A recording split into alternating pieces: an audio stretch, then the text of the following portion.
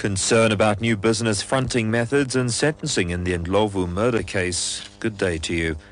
The Trade and Industry Minister Rob Davies says the practice of fronting in order to become compliant with broad-based black economic empowerment has become more complex.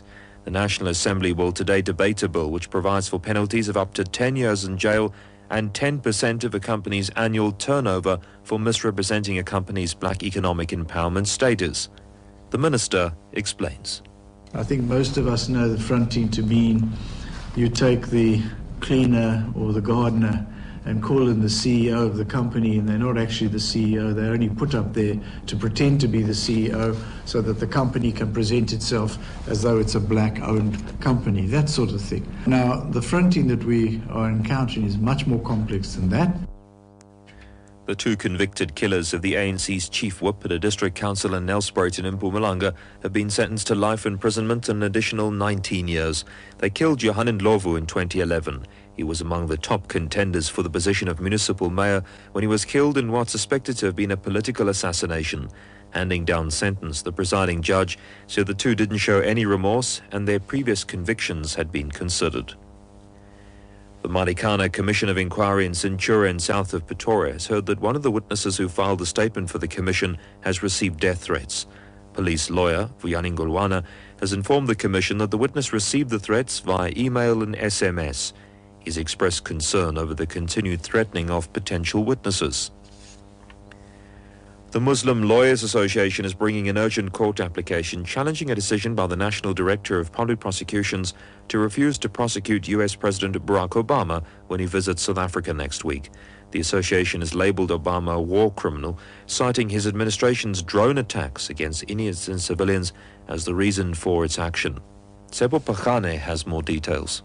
The Muslim Lawyers Association says Obama has committed genocide against the Muslim community and is guilty of crimes against humanity. The association had asked the NPA to investigate and prosecute Obama when he arrives in the country next week. The association's Yusha Tayop says they received a letter of reply from the state attorney's office yesterday. They are neither investigating nor do they intend to arrest or secure Obama's attendance by any other means in a South African court. Tayop says the reasons given are not good in law and they want the court to order the Directorate of Priority Crimes Investigations to investigate Obama and bring him before a court of law. City of Cape Town says it will investigate claims by disgruntled dwellers in Wallasdean outside Cape Town that RDP houses were illegally allocated. The dwellers threatened to burn down the homes during demonstrations which erupted this week. Mayoral Committee Member for Human Settlements, Tandeka Gada. Those beneficiary lists must be signed by the city, and then thereafter it goes to province for the subsidy to be approved. I don't think the ward councillor anywhere can be involved in this process. This process does not even involve me to be able to influence. If the community members can have a proof to say that this is what has happened, then I'm sure we can look into that proof. But at the moment, I haven't received any proof. The Western Cape Local Government Minister Anton Bredels called on South Africans to treat foreign nationals with dignity and respect. This follows the looting of shops owned by foreign nationals in Wallasdean yesterday. He officially launched a booklet for migrants and asylum seekers during World Refugee Day commemorations in Athlone. The minister says foreigners should be given an opportunity to live in peace.